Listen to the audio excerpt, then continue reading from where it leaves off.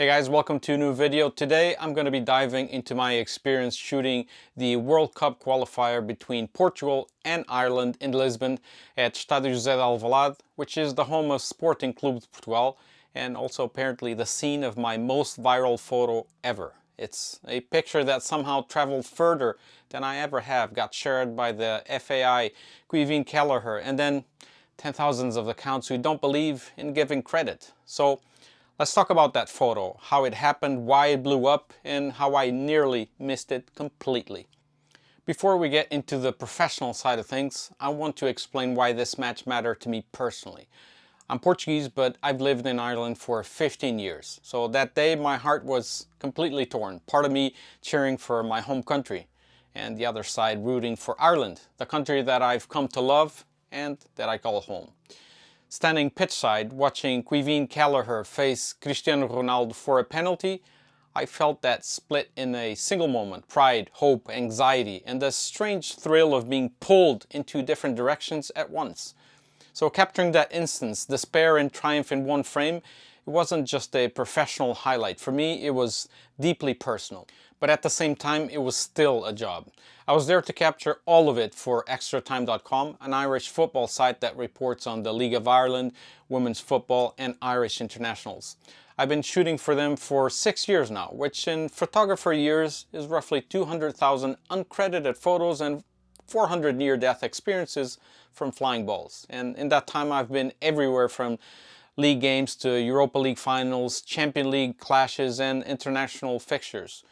Basically anywhere someone will let me point a very expensive camera at sweaty people chasing a ball. And this particular game was, well, one-sided, to be polite. Portugal dominated the possession and Ireland defended like their lives depended on it, which in a way they did.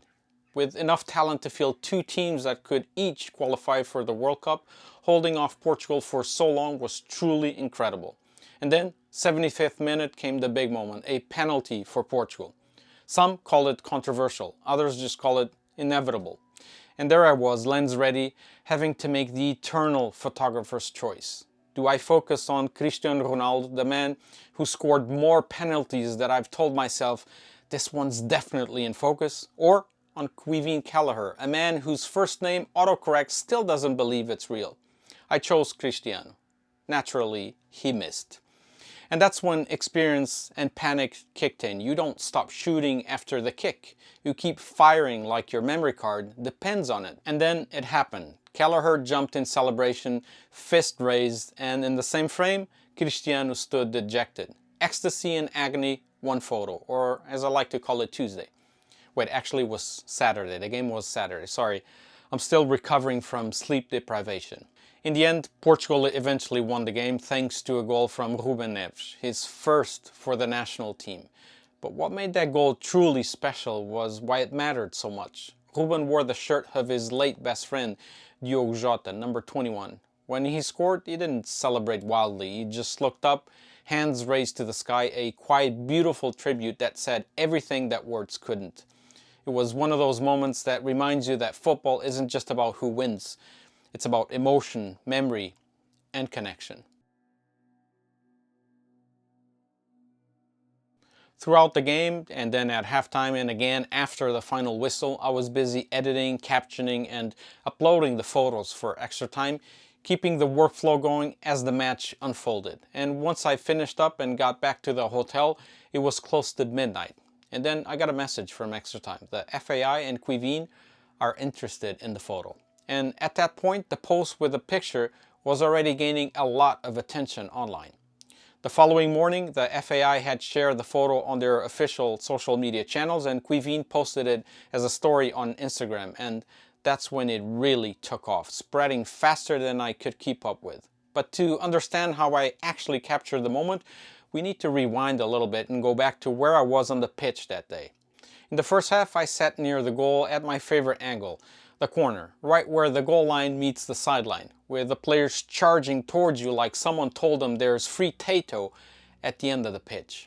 For the second half, I switched sides to keep that same perspective, but unfortunately my preferred spot was already full, packed like a can of sardines, classic, so I went slightly to the side to the 18-yard line. And that bit of bad luck ended up being the reason I cut the photo at all. Sometimes you plan, sometimes you guess, and sometimes the universe just gives you a pat on the back and says, fine, you can have this one. Of course, the universe can only do so much for you. The rest is skill and your gear, obviously. I shot it with the R6 Mark II and the 7200 f2.8, which is a trusty combo. I'll throw the camera settings on screen when the image shows up. There was some light cropping and straightening in post, nothing dramatic, just enough to make it look like I wasn't slightly tilted on a slanted stadium floor, which, by the way, I totally was. And honestly, that tiny bit of editing was probably the calmest moment of the whole trip.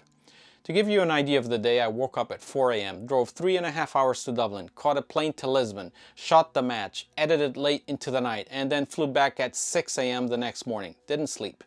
By the time I got home to Cork, I'd been awake for 27 hours, and I was communicating exclusively in caffeine and regret. But honestly, totally worth it. I figured that was the end of the story. Me, a plane, and a dangerously high level of caffeine. Turns out, it was just getting started. Back in Ireland, the attention kept growing. I was interviewed by the journal.ie, which was wild. And then a radio interview, Cork's 96 FM, which is a whole nother level of panic when you realize people can't see you hiding behind a camera. Being interviewed for a photo I took still feels strange. I knew the frame was special, but you never imagine it's the one that goes viral. If you want to read the articles, I'll link them below. Unless they're behind a paywall, just imagine journalists talking about me in glowing terms. And that got me wondering, why did this picture blow up the way it did? I've thought about this quite a lot, between the caffeine crashes and the occasional email that starts with, "Can we use your photo if we tag you?"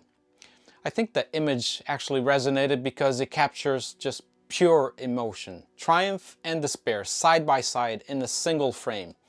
You don't need a scoreboard, commentary, or even context to feel what's happening. Of course, it does help that one of them is Cristiano Ronaldo, in my opinion, the greatest footballer ever. And maybe that's my Portuguese bias talking, but I will die on that hill, camera in hand. Global icon, a player who's defined an era, and someone whose presence alone turns an ordinary moment into something historic. And on the other side, there's Caoimhin Kelleher, a goalkeeper who had already made a name for himself and has recently been saving penalties from the likes of Bruno Fernandes and Kylian Mbappe. So when he faced Cristiano, it wasn't luck, it was composure, skill, and maybe that bit of quiet Irish defiance. So you got two stories in that picture, one of a legend and one of a player stepping into his own legacy, colliding, one dejected, one euphoric, forever linked in a single photograph. And it's those little moments, raw and scripted, human, that makes sports photography just magical. Sometimes you chase them, sometimes they find you. This time, a bit of both. So that's the story behind the viral photo from Portugal versus Ireland. It's a frame I will never forget, and not because it went everywhere, but because it reminded me why I love doing this. In sports photography, you spend most of your time chasing moments that you will probably miss. You get rained on, shouted at, blocked by referees, and your best angle is always the one you can't sit in. But every now and then, everything lines up. Light, timing, emotion, and you get the shot. And weirdly enough, I think that's the fun part. Because once you have nailed one of those moments, then you start wondering if you will ever top it. You probably won't. And that's fine. The chase is what keeps you coming back. The almost got it's, the near misses, the ones that haunt your SD card forever. But being happy with not always getting it, that's part of the job. It's the same energy at football itself. You win some, you lose some, and sometimes Ronaldo misses a penalty right in front of you. If you enjoyed this breakdown or just came for the memes, hit like, subscribe, and maybe credit a photographer next time that you post something cool. Because remember, exposure, it doesn't pay the bills, unless it's literal exposure, in which case you really need sunscreen. Take it easy, guys. Stay safe.